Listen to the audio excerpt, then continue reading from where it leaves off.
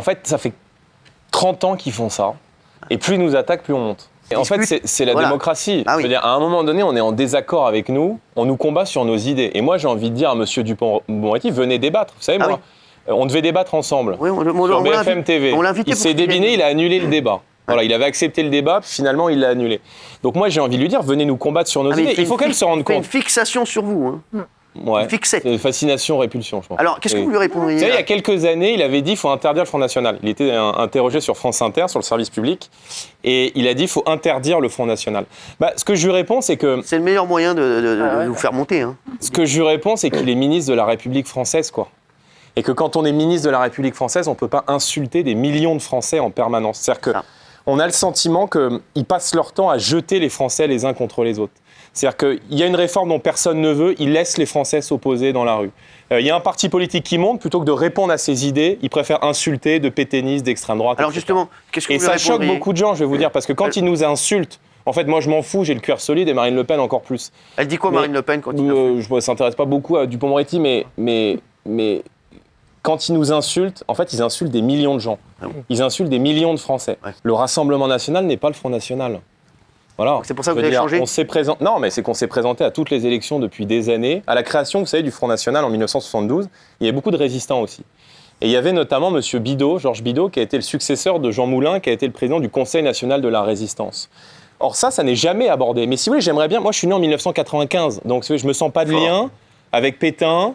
Et pour moi, la France, en 1940, elle était avec le général de Gaulle à Londres. Donc j'aimerais bien qu'on me dise aujourd'hui, si vous voulez, encore on est des cravates. Est-ce que d'être critique vis-à-vis de la politique d'immigration, on a le droit de l'être ou je veux dire, on est forcément catalogué comme d'extrême droite. Est-ce que de vouloir utiliser le référendum, utiliser la proportionnelle aux élections pour rendre le pouvoir au peuple, c'est être d'extrême droite? Je ne le crois pas. Est-ce que... Mais c'est intéressant parce qu'il faut nous dire qu'on est d'extrême droite. Donc moi, je ne me laisserai pas injurier de cette manière. Pourquoi ils sont tous sur vos côtes en ce moment? Vous pouvez passer les sondages. Non, mais pourquoi? Donc c'est pourquoi? Pour ça? Parce que... Alors regardez, parce qu'un peu plus tôt dans l'émission, il avait déjà mis un gros tacle à Marine Le Pen. Il citait tous les éléments qui, selon lui, la discréditaient. Mais pourquoi il ne veut pas débattre, M. Dupond-Moretti? Parce qu'il est bien sûr qu'à l'époque, il est content. Tout le monde applaudit, il est content, t'inquiète pas. Il raconte n'importe quoi, il s'étouffe dans sa haine. C'est-à-dire qu'il est plein de haine, il vous aime pas. Plein d'aigreur, et on sent qu'il nous aime pas, mais ça serait bien qu'il accepte la confrontation. Et surtout, quand on a un bilan comme ça, franchement, quand il y a une agression gratuite toutes les 44 secondes en France, normalement, on lutte contre l'insécurité. Quand on est ministre de la Justice, quand on voit les cas de harcèlement scolaire qui traversent l'actualité, quand on voit tous les jours des gens qui sont remis en liberté alors qu'ils ont commis des délits, des crimes, des récidivistes. Normalement, on s'occupe de ça. On n'est pas en train, si vous voulez, d'aller sur les plateaux de télé pour parler de Pétain ou de Vladimir Poutine. Et à quelle époque? Vous ont invité dans quelle époque? Ils m'ont invité une fois. Je pense que je n'y retournerai pas. Éric Dupond-Moretti n'écoute pas les consignes du président de la République en plus. Il y a quelques jours, c'est la première ministre, Elisabeth Borne, qui avait déjà fait un lien entre Pétain et le Rassemblement national. C'est de là que c'est parti. Recadré par le président. Et elle a été recadrée par Emmanuel Macron. C'est bien qu'Emmanuel Macron... non, mais c'est bien qu'il montre qu'il est de la poigne avec la ministre, mais bon, voilà. Et donc, apparemment, ça n'a pas marché, parce qu'Éric Dupond-Moretti, il vous aime pas.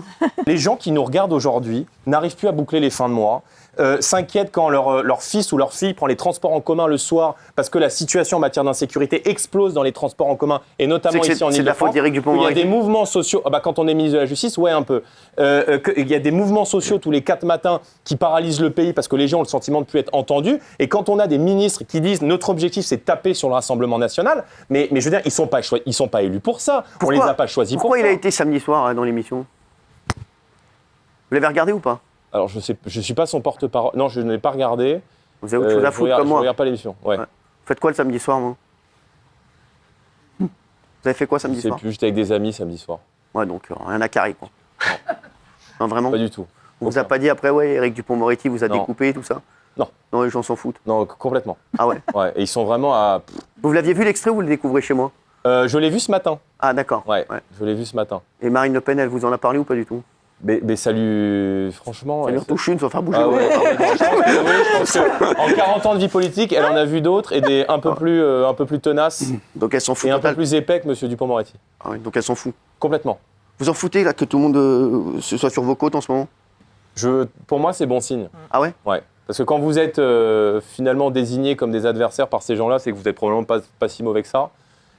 premièrement, et que deuxièmement, s'ils décident de faire du Rassemblement national et pas de la NUPES, d'ailleurs par exemple une cible, c'est parce qu'ils savent qu'on représente une menace non pas pour les Français, mais pour eux en fait, pour leur poste, et qu'ils savent qu'en fait on peut arriver au pouvoir. Mais c'est pour ça que moi j'ai envie de leur dire, si vous n'êtes pas d'accord avec mes idées, venez me dire pourquoi mes idées sont pas bonnes et je vous dirai pourquoi les vôtres sont catastrophiques. Mais arrêtez d'insulter les gens parce que ça fait 30 ans qu'ils font ça.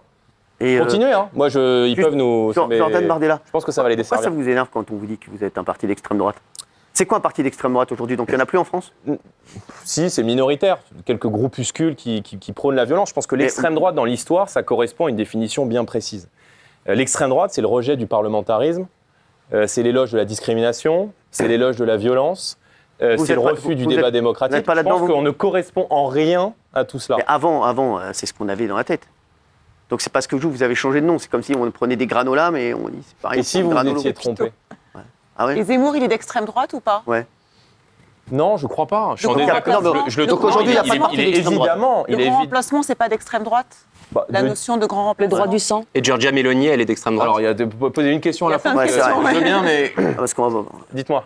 Non, le grand remplacement, donc... Non, mais après, lui, est-ce qu'on a posé des questions ? C'est d'extrême droite. Le grand remplacement, j'utilise pas ce terme parce que je pense parce que je pense que les gens comprennent pas. Mais je veux dire que dans des quartiers aujourd'hui entiers, notamment dans mon département, en Seine-Saint-Denis, où elle est à la gare du Nord, les gens ont le sentiment de ne plus reconnaître le pays dans lequel ils ont grandi.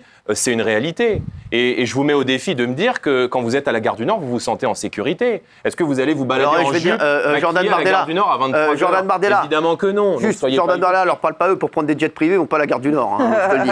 Si, je les connais. Non, mais j'ose espérer qu'en allant au Bourget, vous prenez votre jet, vous passez par la 1, vous passez par la porte d'Aubervilliers, par la porte de la Chapelle. Oui, mais les gens qui ils y vont en hélico, c'est con. Je te le dis. Les gens qui votent pour vous, ils passent pas par là. Les gens qui votent pour vous, ils sont plus dans les campagnes. Non, mais pas du tout. Non, là, dis pas de bêtises. Non, là, tu dis des bêtises. À Paris, excusez-moi, à Paris, le Rassemblement national fait pas des scores extraordinaires. Non, catastrophique. Non, mais bah voilà.